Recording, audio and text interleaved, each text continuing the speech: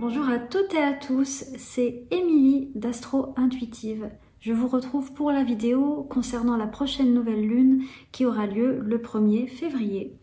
On va voir ensemble quels sont les aspects, on va voir dans quel signe elle tombe et on va essayer de comprendre un petit peu comment on peut au mieux utiliser ces énergies planétaires. Alors, cette nouvelle lune, elle se passera, on va dire, assez tôt, au petit matin du 1er février. Elle sera, chez nous en tout cas, à 6h49, elle sera exacte à 6h49 en heure française. Et elle va activer le signe du Verseau. Elle va tomber sur le 12e degré du signe du Verseau.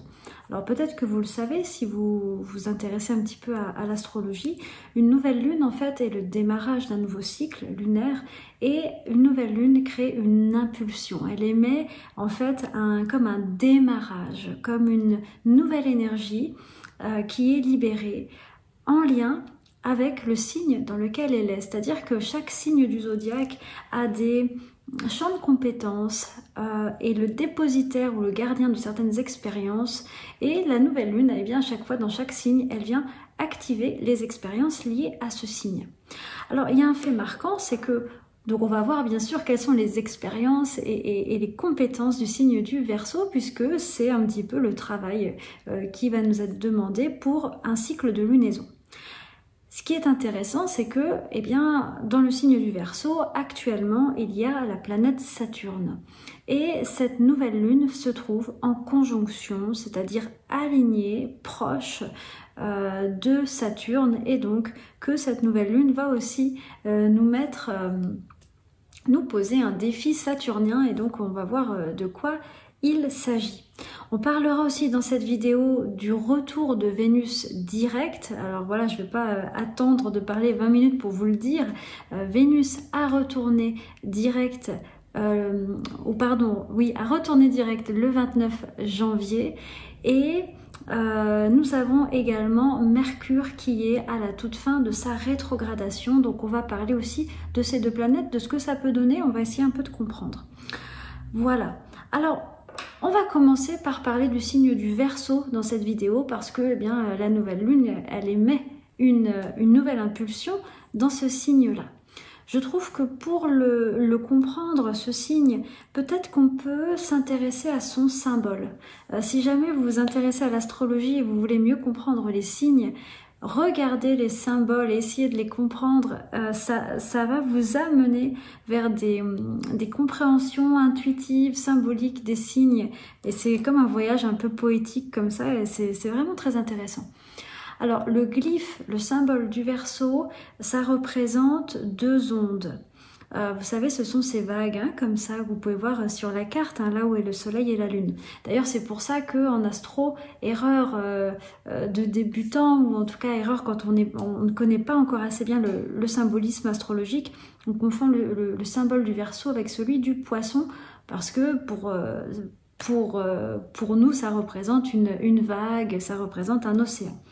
Mais en fait, ce symbole représente deux ondes, et le mot onde, je crois qu'il représente extrêmement bien. Il synthétise en fait plusieurs sens associés à ce signe-là. Déjà, dans la langue française, vous avez l'expression connue de tous qui est être sur la même longueur d'onde. Quand on est sur la même longueur d'onde avec quelqu'un, ça veut dire que on se comprend spontanément et qu'on partage une vision de la vie, des valeurs, un fondement commun. Et vous voyez ces deux ondes là qui sont côte à côte, ça représente une partie du Verseau qui est l'impulsion à trouver des personnes, à trouver ou à maintenir des liens avec des personnes qui sont sur la même longueur d'onde que nous, des personnes qui nous ressemblent. C'est pour ça que le Verseau est associé aux amitiés, est associé aux associations, aux groupes, aux partis politiques aussi, parce que c'est d'une certaine manière, c'est pareil, c'est d'être sur la même longueur d'onde.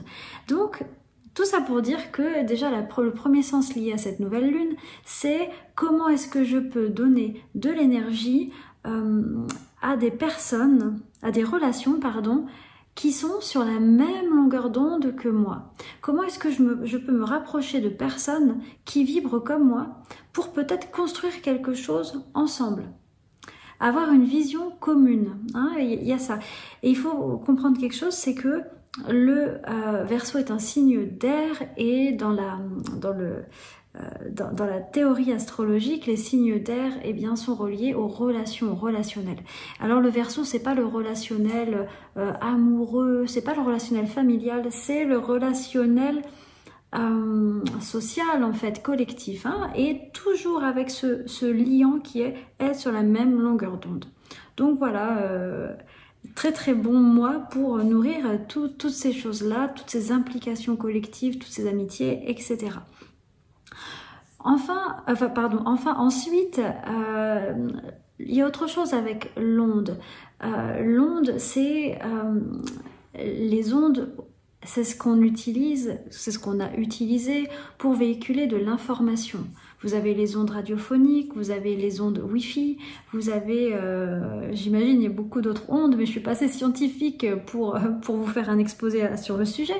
Mais les ondes, en fait, représentent une circulation invisible d'un flux d'informations. Et ça représente aussi une autre partie du signe du Verseau qui est le fait de recevoir de manière, je dirais, invisible des prémonitions, des informations. C'est même pas, finalement, c'est pas mystique, c'est juste je reçois, je capte, je reçois une onde, je reçois une information. Et cette information, et ça c'est assez typique du Verseau, elle a un côté novateur, elle a un côté d'avoir un train d'avance, d'avoir quelque chose de novateur, j'ai du mal à trouver mes mots, de précurseur, voilà. Donc sous ce signe du Verseau, il y a aussi cette histoire de se mettre un peu au diapason, d'essayer de capter ces fameuses ondes porteuses d'avenir, d'essayer de ressentir, que ce soit à un niveau collectif, mais aussi à un niveau personnel. Où est-ce que mon chemin de vie me dirige? C'est quoi l'avenir pour moi? C'est un mois où on peut être beaucoup plus sensible à ces questions de où est-ce que je me projette? Je me vois dans quoi? Dans 5 ans, dans 10 ans? Où est-ce que je suis? Où est-ce que je serai? Voilà, donc il y a aussi cette histoire-là de sentir venir le flux d'informations et de se laisser infuser de manière invisible par des ondes. Voilà, ça c'est aussi un autre sens du Verseau. L'onde, ça peut aussi être en analogie avec le souffle, l'air, avec le vent. Et vous pouvez voir dans ce symbole du Verseau, eh bien quelque chose, un tissu comme ça qui flotte au vent, un cerf-volant, je ne sais pas, bref, quelque chose qui s'envole comme ça un petit peu avec grâce. Et ça, c'est là pour nous rappeler le lien du Verseau avec la liberté, avec quelque chose qui s'allège, quelque chose qui flotte, qui est léger, qui n'a pas de contraintes. Donc, un autre sens pour ce signe-là, quand on le travaille comme ça lors d'un mois, c'est comment est-ce que je peux m'alléger, comment est-ce que je peux me libérer de certaines contraintes, comment est-ce que je peux me libérer. Voilà, donc ça, c'est un peu les questions que nous pose le signe du Verseau. Donc, si on reprend ces questions, ça serait... Comment est-ce que je peux donner de l'énergie à des projets ou à des relations avec des personnes avec qui je suis sur la même longueur d'onde? Comment est-ce que je peux m'associer avec des personnes qui me ressemblent? Il y a aussi comment est-ce que je peux me mettre à l'écoute des ondes invisibles qui m'apportent des informations d'avenir? Et comment est-ce que je peux me libérer de choses trop contraignantes, trop lourde, voilà. Et enfin, c'est aussi comment est-ce que je peux me laisser porter par la vague, par l'onde justement qui me pousse en avant et qui m'amène vers mon avenir. Vous voyez, dans ces petits symboles-là, on aurait beaucoup de choses à dire par rapport à ce signe. Donc voilà, ça c'est des questions qui peuvent nous inspirer. Alors maintenant, il est quand même vrai que la notion de légèreté, de liberté, de contrainte qui se dissipe comme ça, elle est quand même très entravée pour cette nouvelle lune par le fait de Saturne, le fait que la nouvelle lune soit en conjonction à Saturne. Saturne n'est pas une planète de liberté, c'est une planète de responsabilité, de structure, d'engagement. Donc, si on traduit tout ça, cette nouvelle lune pourrait nous poser la question: comment est-ce que tu peux t'engager comment est-ce que tu peux t'engager dans des projets, dans des amitiés? Comment est-ce que tu peux prendre tes responsabilités pour construire l'avenir que tu ressens en toi? Quel engagement cela te demande? C'est toujours les mêmes mots, hein, quelle prise de responsabilité, comment est-ce que tu peux prendre les choses en main pour avancer dans la direction que tu veux? En gros, c'est vrai que le conseil le plus évident que je pourrais peut-être donner pour ce cycle de lunaison, c'est de prendre vraiment les choses en main et peut-être de travailler avec la valeur de discipline pour arriver là où on a envie d'aller. Hein, c'est pas un cycle lunaire où ça se fait tout seul, non, il faut vraiment prendre les choses en main.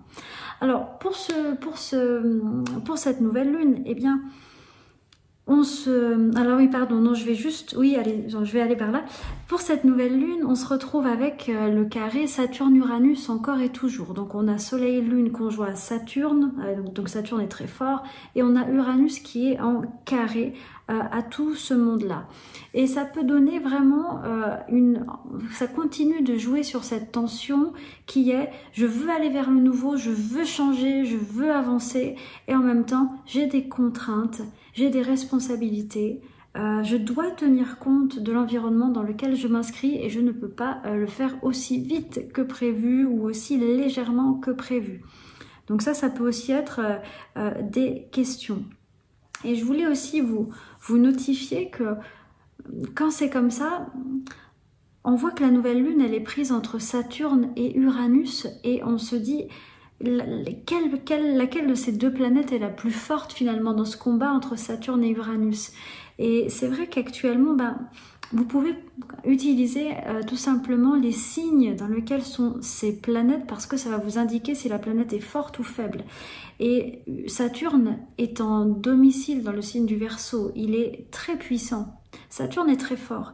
Uranus, quant à lui, il est en chute dans le signe du Taureau. Ça veut dire qu'il est dans un signe qui ne lui permet pas vraiment de s'exprimer. Il n'arrive pas bien à faire ce qu'il a à faire. De fait, on voit que en ce moment, et puis pour cette lunaison, on est dans un temps quand même assez saturnien, avec des contraintes, avec des prises de responsabilité. Pour l'instant, dans ce duo, on dirait que Saturne est plus fort. Alors, bien sûr, hein, ça changera avec le temps, mais on est dans un moment quand même assez saturnien. Voilà. Donc, l'idée, c'est ça. Moi, je le verrais bien comme ça. C'est se projeter vers l'avenir, c'est sentir justement la flamme qui nous donne envie, de choses qui nous exaltent, qui nous font du bien, mais être capable de patienter, être capable de fonder en fait ces projets, être capable de les concrétiser grâce à de la discipline, à du travail. Alors, je vous mets aussi un tout petit peu en garde là-dessus. Les moments saturniens sont des moments qui peuvent amener de la mélancolie, qui peuvent amener du découragement, qui peuvent amener aussi du doute sur soi, un sentiment d'incompétence, etc. Donc il est possible, si vous êtes déjà sensible à ça, si vous avez déjà un peu des contacts Lune-Saturne, Soleil-Saturne dans votre thème de naissance, il est possible que cette nouvelle lune réactive ce côté-là, et auquel cas, eh bien, c'est intéressant de juste se dire, ok, c'est peut-être pas vrai. Les pensées que j'ai à ce moment-là, c'est peut-être, je suis un peu plombée par rapport à certaines choses. Voilà. Maintenant, ce qu'on voit également, c'est que, comme je vous disais, Vénus a fini sa rétrogradation. Elle est repassée direct le 29 janvier et c'est ce que je vous avais montré dans la vidéo pour 2022. Elle se retrouve en fait en conjonction à Mars. Donc nous avons une conjonction Vénus-Mars en Capricorne en approche. Elle sera exacte à peu près aux alentours de la prochaine pleine lune.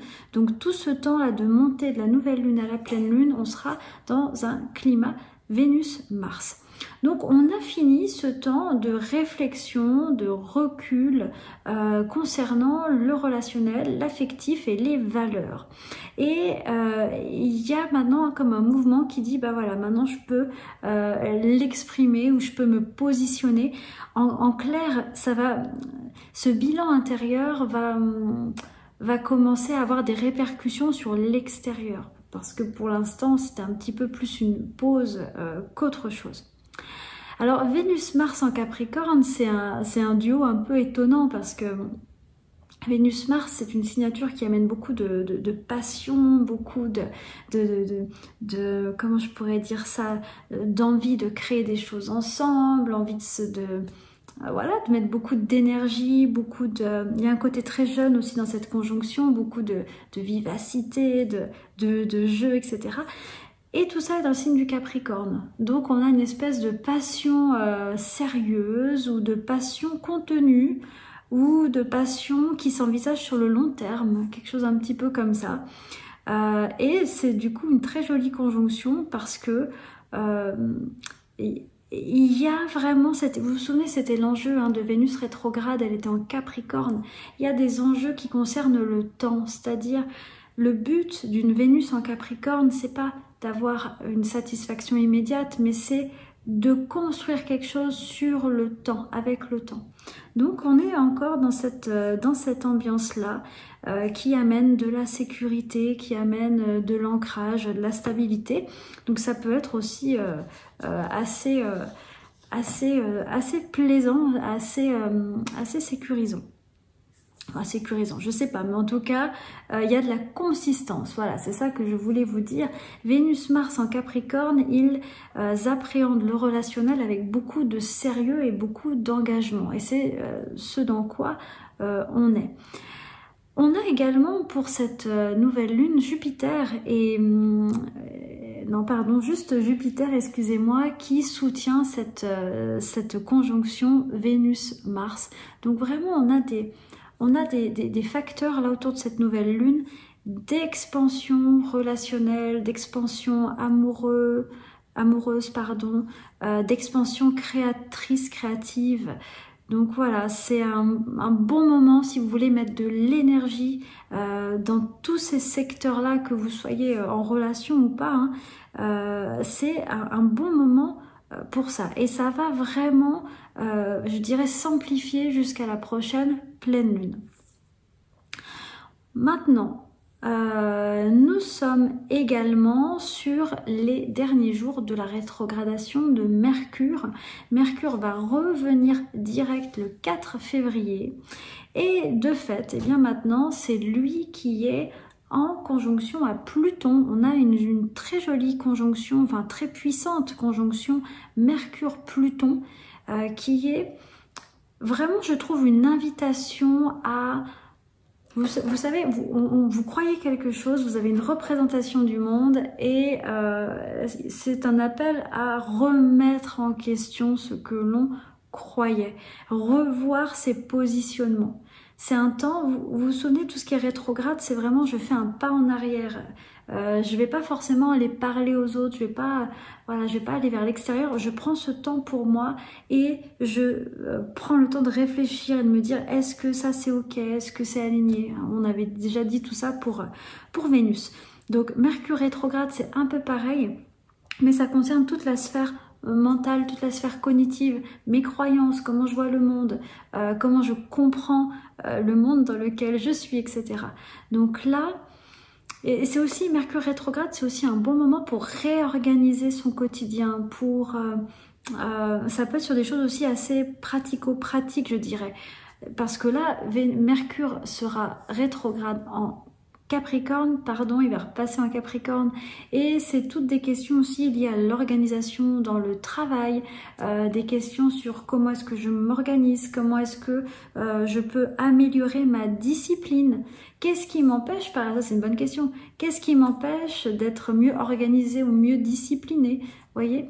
Voilà, c'est toutes des questions qui pourraient, sur lesquelles cherche à nous faire travailler, en tout cas selon l'astrologie, Mercure rétrograde.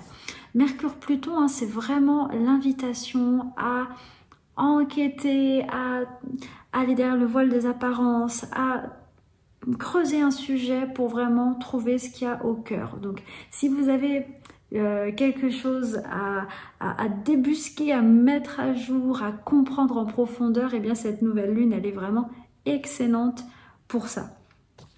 Voilà, cette conjonction Mercure-Pluton, elle se reformera dans quelques semaines quand Mercure retournera direct. Donc voilà, ce n'est pas passager. Voilà, écoutez, je vais m'arrêter là. J'espère que ça vous donne quelques clés. Alors, je sais qu'il y a plusieurs angles d'attaque hein, pour cette nouvelle lune, mais par exemple, on peut se dire, bah moi, ce qui m'intéresse pour cette nouvelle lune, c'est de travailler sur la question de la liberté. Moi, ce qui m'intéresse, c'est de travailler sur la question de remettre de l'énergie dans ma vie amoureuse. Moi, c'est de creuser sur telle ou telle question. Il y a beaucoup de sujets différents hein, pour cette lunaison, donc vous pouvez tout à fait choisir un angle qui vous touche plus. Et moi, j'aime bien voir les lunaisons comme ça, se dire ok, je vais vraiment me mettre au défi, je vais vraiment essayer de travailler sur cette question-là ce mois-ci. Voilà. Et voilà. Eh bien, écoutez, je m'arrête là. Si vous avez aimé cette vidéo, n'hésitez pas à vous abonner, n'hésitez pas à partager. Voilà. Et je vous souhaite une très belle nouvelle lune. Je vous retrouve dans 15 jours. On va avancer un petit peu et voir voilà, ce que ça donne tout ça. Je vous embrasse. À tout bientôt.